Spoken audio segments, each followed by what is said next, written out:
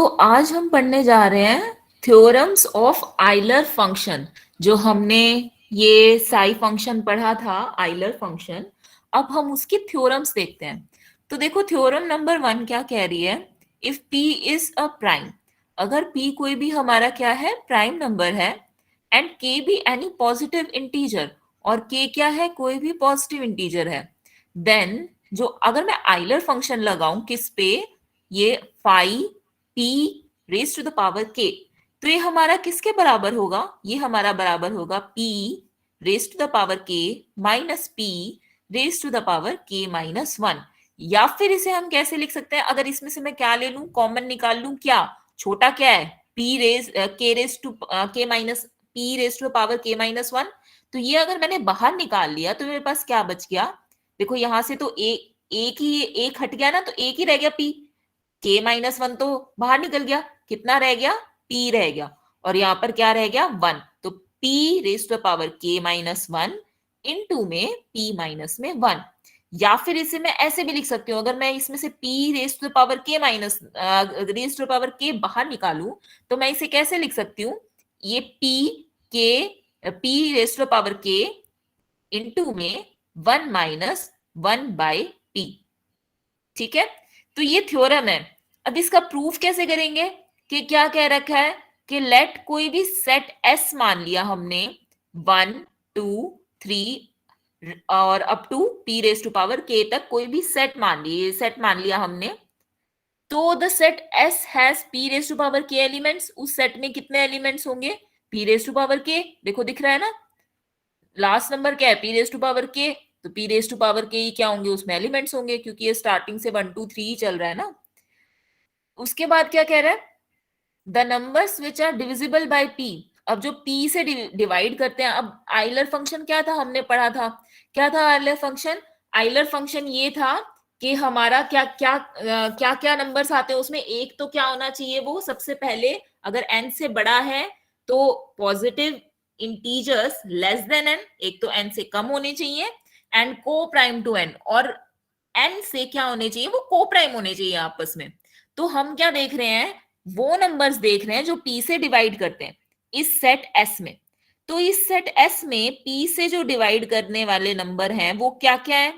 p 2p 3p और p raise to power k minus 1 into में p, मतलब ये सारे नंबर में p तो आ ही गया, तो p से तो डिवाइड करेगा ही प्राइम नंबर से। और ये कितने नंबर हैं? These are p raise to power k minus में 1 इन ऑल। क्योंकि देखो ध्यान से देखो, 1 चल रहा है, फिर 2 चल रहा है, फिर 3 चल रहा है, और कहां तक चल रहा है? p raise to power k minus 1 तक। तो ये क्या हो गया यहाँ पे? ये सारे कितने नंबर हैं?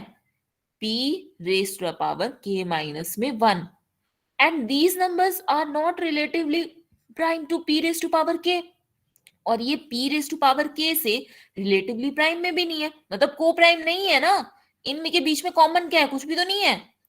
तो दी ये सारे के सारे number p raise to power k से रिलेटिवली प्राइम में नहीं है। तो यानी कि आइलर फंक्शन क्या हो गया, क्या होता है? Numbers of integers which are relatively prime to, यानी coprime to p raise to power k। और वो कितने हो गए? देखो p raise to power k तो थे ही हमारे टोटल, टोटल में से अगर मैंने क्या घटा दिया, ये तो p raise to power k minus में 1 है, हमें क्या चाहिए? जो रिलेटिवली प्राइम हो, ये तो रिलेटिवली प्राइम नहीं है, को प्राइम नहीं है। तो अगर मैं इसमें से ये जो p raise to power k है, इसमें से क्या माइनस कर दूं, ये जो को प्राइम नहीं है उसके वो माइनस कर दूं, तो जो को प्राइम है वो आ जाएंगे। तो यही तो फॉर्मूला बन गया। और अगर कॉमन निकाल लेंगे तो ये बन जाएगा, p raise to power k कॉमन निकालेंगे तो ये वाला बन जाएगा, और p raise to power k minus 1 निकालेंगे तो हमारा क्या बन जाएगा? ये वाला फॉर्मूला बन जाएगा। अब उसके बाद आगे देखते हैं, देखो क्या कह रखा है हमें।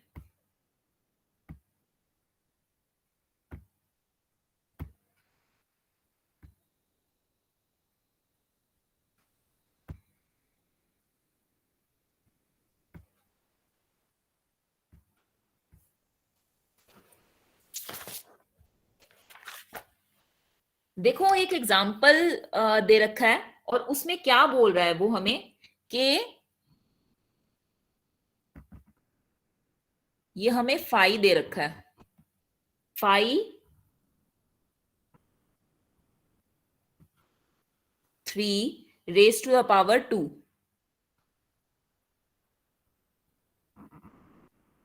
ठीक है, तो वो क्या कह रहा है, अब देखो इसका निकालने को बोल रहा है। अगर मैं इसका करने लगी तो देखो यहाँ पे क्या हो जाएगा, अब इसके फॉर्मूला बेस्ड क्या बनता है, क्योंकि 3 क्या है, 3 भी एक क्या है, प्राइम नंबर है ना।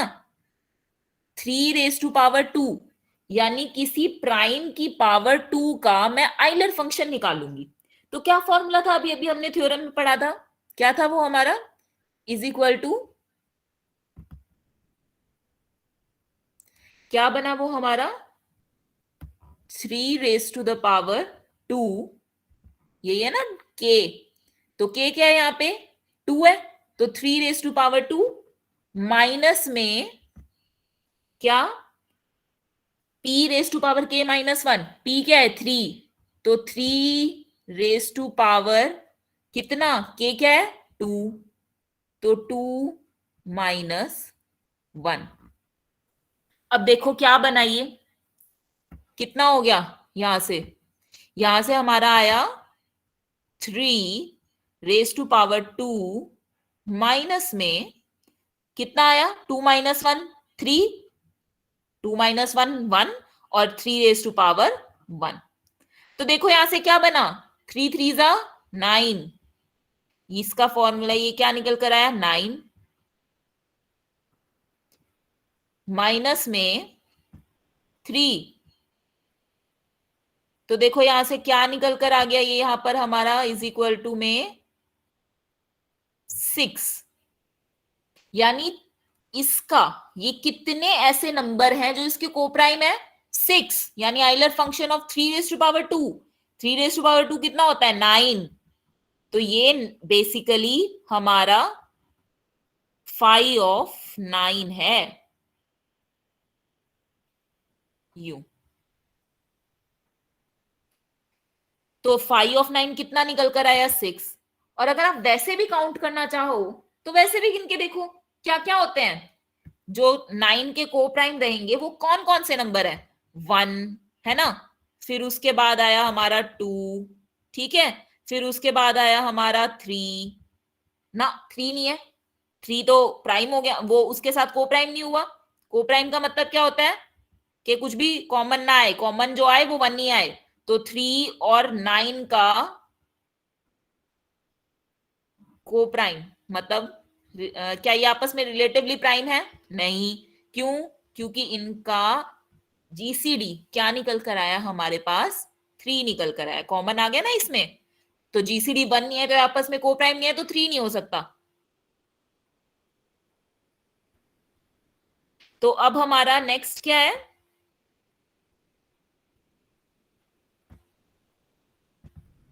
और क्या होगा, दूसरा नंबर, फिर 4 होगा, फिर 4 होगा, 5 है, 9 के को प्राइम, 6 नहीं है, 7 है, ठीक है, फिर 8 भी है, तो ये कितने नंबर हो गए, 1 2 3 4 5 6, 6 हो गए ना, तो यही तो था हमारा 6 आंसर में। तो इस फॉर्मूले से ये निकल कर आएगा। अब ये तो बहुत छोटी क्वांटिटी थी जो हम इजीली, अगर मैं अपने फिंगर्स पे भी काउंट करना चाहूं तो कर सकती हूँ। तो ये फॉर्मूले की जरूरत क्यों पड़ी, ये फॉर्मूले की जरूरत हमें इसीलिए पड़ी क्योंकि मुझे क्या चाहिए, मुझे चाहिए कि अगर मान लो कोई बहुत बड़ा नंबर आ गया तो मैं क्या करूं, तो उसके लिए मुझे करना ही पड़ेगा, क्या करना पड़ेगा, इस फॉर्मूले का यूज करना ही पड़ेगा। ठीक है, ये रहा वो एग्जाम्पल। ओके, और उसके बाद वो रिमार्क में क्या बोल रहा है, देखो एक रिमार्क भी दे रखा है नीचे, इस रिमार्क में वो क्या बोल रहा है, वो कह रहा है कि if p is a prime, अगर p कोई भी हमारा प्राइम है, देन फाई ऑफ p, अगर मैं p का ही आइलर फंक्शन निकालने लगूं तो वो क्या निकल कर आएगा, p माइनस में 1। क्यों, क्योंकि देखो फॉर्मूले में क्या था, फॉर्मूले में था हमारा p raise to power k का फॉर्मूला था ना हमारा, देखो ऊपर, a p raise to power k का था, अब यहाँ के की वैल्यू क्या आ गई, 1 आ गई, तो P1 माइनस में P1 - 1 कितना हो गया, 0, और something raise to the power 0 क्या हो जाता है, 1 हो जाता है। तो यानी कि इसका क्या फॉर्मूला निकल कर आ गया, phi of P is equal to P-1। ठीक है, तो यानी कि अब आप वैसे भी करके देख लो, जैसे हमने कोई भी 5 मान के देखा, मान लो कोई भी प्राइम नंबर है,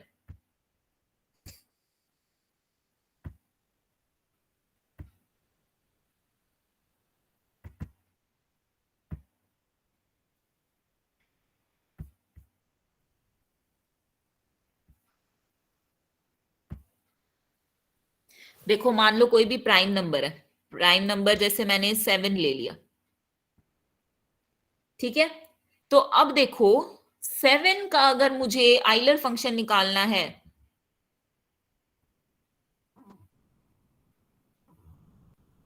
आइलर फंक्शन ऑफ 7, तो देखो कैसे होएगा। अब 7 क्या है, 7 इज अ प्राइम नंबर, तो प्राइम नंबर अगर ये है तो फॉर्मूले के अकॉर्डिंग क्या था, फॉर्मूले के अकॉर्डिंग अगर मैं देखूं तो P-1 था ना, P कितना है, 7, 7 - 1 कितना हुआ, 6, 6 हुआ ना।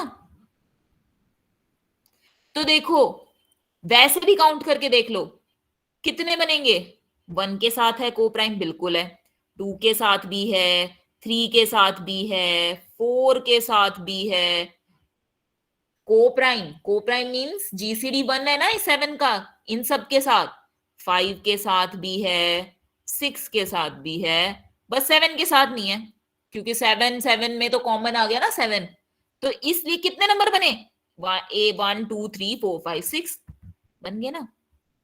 तो इस तरह से, तो ये रिमार्क भी ध्यान में रखना है।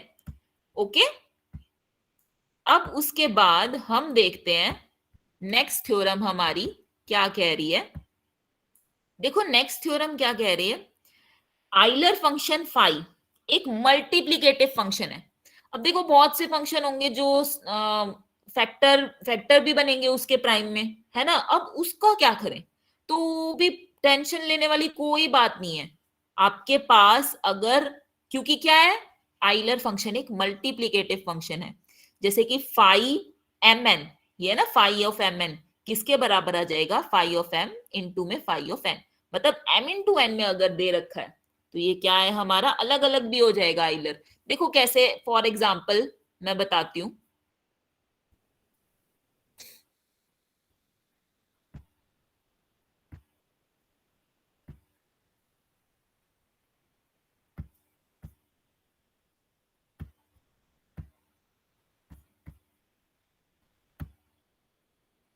देखो क्या कह रहा है वो, आइलर फंक्शन मुझे मान लो निकालना हो, जैसे 12 का निकालना हो। अब देखो 12 सिंपल तो है नहीं, प्राइम फंक्शन है नहीं, है ना, और 12 के फैक्टर फैक्टर बना लो सबसे पहले तो, फैक्टर कैसे बनेंगे, फैक्टर फैक्टर बनेंगे इसके 2 × 3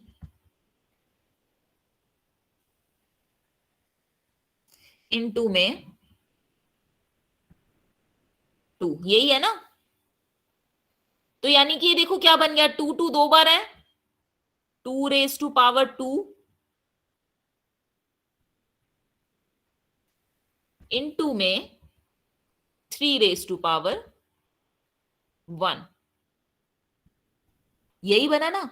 अब देखो हमें आइलर फंक्शन निकालना है 12 का, अब 12 तो सिंपल है, मैं इसलिए लेकर बता रही हूँ, बड़े बड़े भी हो सकते हैं, करना इसी तरीके से है।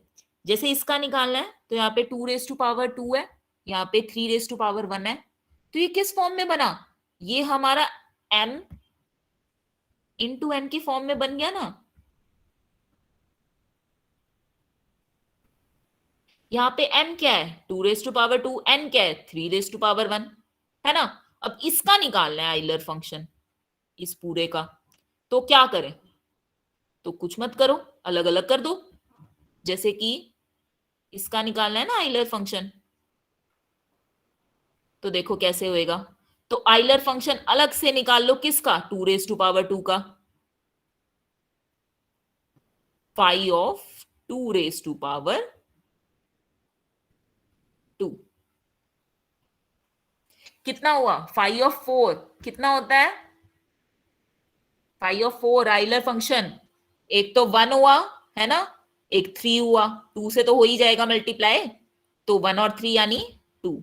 फॉर्मूला फॉर्मूला लगा लेना बेशक से, इसमें छोटा था इसलिए फॉर्मूले की कोई जरूरत नहीं थी। उसके बाद फाई ऑफ थ्री कितना होता है, फाई ऑफ 3 कितना हो जाएगा, 2। ये भी 2 हो जाएगा, 1 और 2। फॉर्मूला आप फॉर्मूले का यूज कर सकते हैं, अभी अभी जो हमने पढ़ा था। ये तो छोटे हैं इसलिए जरूरत नहीं पड़ रही। तो देखो कितना हो गया, वो कह रहा है मल्टीप्लीकेटिव है, यानी phi of m cross n किसके बराबर आ जाएगा, वो बराबर आ जाएगा फाई ऑफ m, मतलब अलग से निकाल दो इनके, फाई ऑफ m इनटू में फाई ऑफ n। तो देखो फाई ऑफ m कितना आया, 2, हम तो इसका निकाल रहे हैं ना, तो 2 इनटू में फाई ऑफ 3 कितना आया, 2, कितना आ गया टोटल, 2 इंटू 2 इस तरह से हमें फाइंड आउट करने हैं। इस थ्योरम का मतलब ये है कि क्या हो जाएगा हमारा,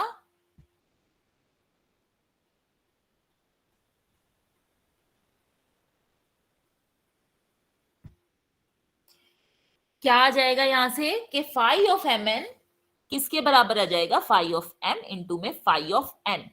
ठीक है, ये थ्योरम, और ये थ्योरम जनरल जनरल भी कर सकते हैं हम, इसका जनरलाइजेशन भी कर सकते हैं। यानी ये तो सिर्फ 2 इंटू 3 है, मान लो हमारे पास क्या होता है, 2 raised to power 2 इंटू में 3 था ना, मान लो हमारे पास बहुत से नंबर होते हैं, जैसे 5 भी होता, 7 भी होता, इस तरह से प्राइम नंबर्स की पावर्स होती, तब क्या करते, तो तब भी यही करते, तब भी अलग अलग कर देते हर एक को।